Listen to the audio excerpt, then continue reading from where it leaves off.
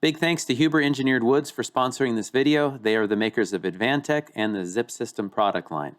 Head over to zipsystem.com for more information, or just head down to the description below and click the link there. What's going on over here? Hey Kyle! What's going on over here? Sawzalling. How come? Because it needs to be sawzalled out. That's new construction. But yeah, well, it's going to be a remodel for a short time. Hey, I don't want to talk about it, okay? New construction remodelers. I don't want to talk bam. I made a rookie mistake. Where'd you learn how to pull measurements, Super Weenie Head Junior? Top of the morning to you, peeps. I think that's a Scottish expression, right? So what Kyle is doing here is he is pre-nailing our rim off. He has some blocks underneath. I'll do a whole video on this in more detail. That row of blocking ties in all the way down to the mudsill with about 4 or 5 inches of waste, and then 8-foot sheets. We're gonna bring those right up to catch the upper wall later. Here you can see then we have full height panels that go from that block line down to the mudsill. I think they ended up being like 90 inches or 91 inches. So we stack them vertically. Now our engineer wants us to snap a line on the top plates of that lower floor and the bottom plates of the upper floor. That needs to be boundary nailed just like the edge nailing on your panels. And then his engineering calls for 1 row right down the middle of the rim.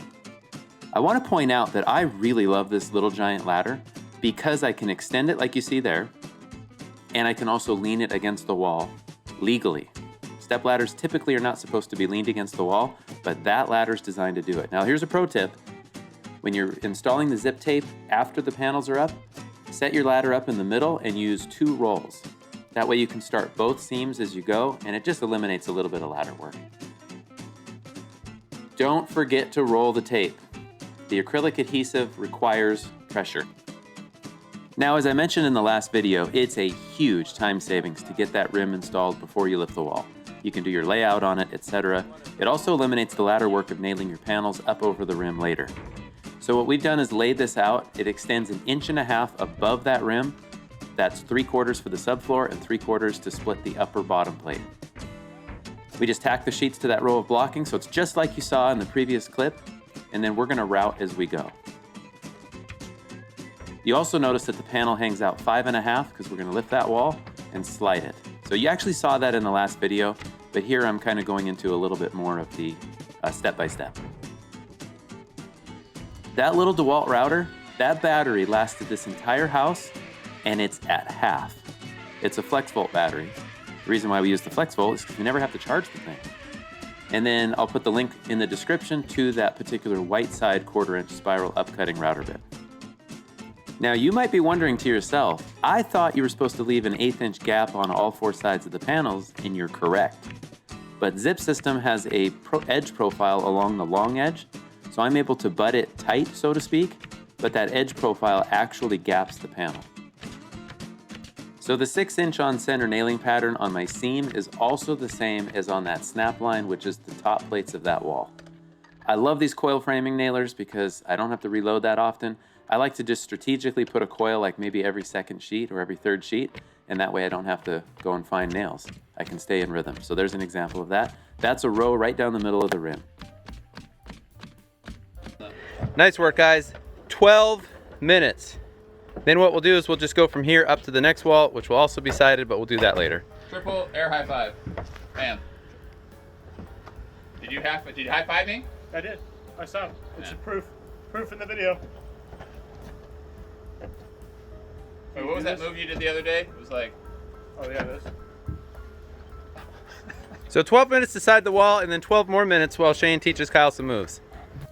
So yes, we have sided the wall before lifting. I'm going to go into that in much more detail in a future video, maybe the next video, we'll see. It saves a significant amount of time. It's very easy to keep straight and level. It just takes a little bit of planning at the corner boards, and beyond that, trust me, it saves a load of time and wear and tear on your body. We don't need to be setting up scaffolding to do something that we can do right now. Good job. Again, to save some time, we framed the little hip roof over just this little 6-inch bump out and installed the rigid insulation where we knew no one could get to it later. Hey Shane, nice roof on that wall. from exterior. Thanks. I'm impressed. I basically had nothing to do with it. You guys have impressed me. Besides the tape, all I did was the tape. You just Oh, taped and rolled it. it. Rolled the tape. Always rolled the tape. Now, I don't know why I didn't get a shot of this wall, but we have 4x6 blocking under the sill across the wall and at the header line. And you'll see why that's the case here in just a moment. I'm taping the seams and I'm adding 2 additional rows, one below the window, one above the window. And the reason is I have to install CS16 strap across the length of that wall, above the window and below the window. And that's to keep those shear walls connected. And I started from the bottom so that I didn't get any reverse laps. That's actually not an issue with zip tape because they're self-terminating. But remember, because it's a pressure-activated acrylic adhesive, you have to roll the tape. To make it a little easier on your body, put that roller on a painter's pole. Fiberglass seems to last longer. In the 11 years that we've been using this, the wood ones will break a little more quickly. Fiberglass lasts a little bit longer and they're cheap. Now the process to installing the strap is to start from one end, kind of pull it as straight as you can get it, but don't nail it off as you go. And also don't nail too far apart or you can get bubbles. I just work my way across. And by the way, I've gotten really weak, or I have really dull snips. I'm gonna blame the snips, but I know that it's me. Snip it off, go start on the other end. Now it's a matter of just nailing that whole thing off. A 2.5 inch by 0.148 inch nail. That I'm just shooting on with our old Senko positive placement nailer.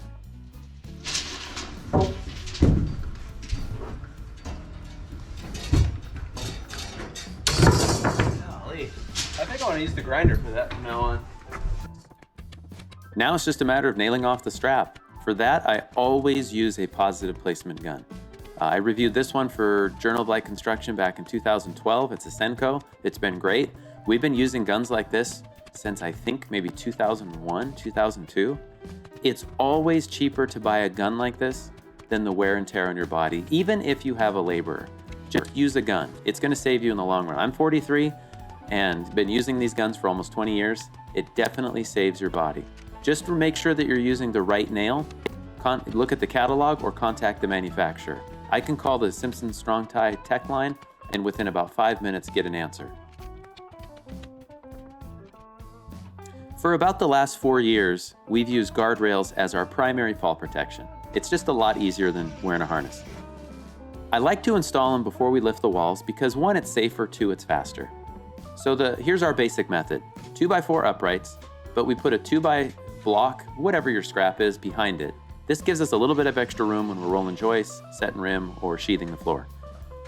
I fasten the uprights with 5-inch Simpson Strong Tie SWDS timber screws. They're structural. Then I attach the horizontals to the vertical with 3-inch Simpson Strong Tie framing screws because they're stronger than nails. On top of that, super easy to install and super easy to disassemble. I'm doing it now because I'm about to set the windows and I want the windows to be set last to minimize breakage. We're hot. See if I can work my magic.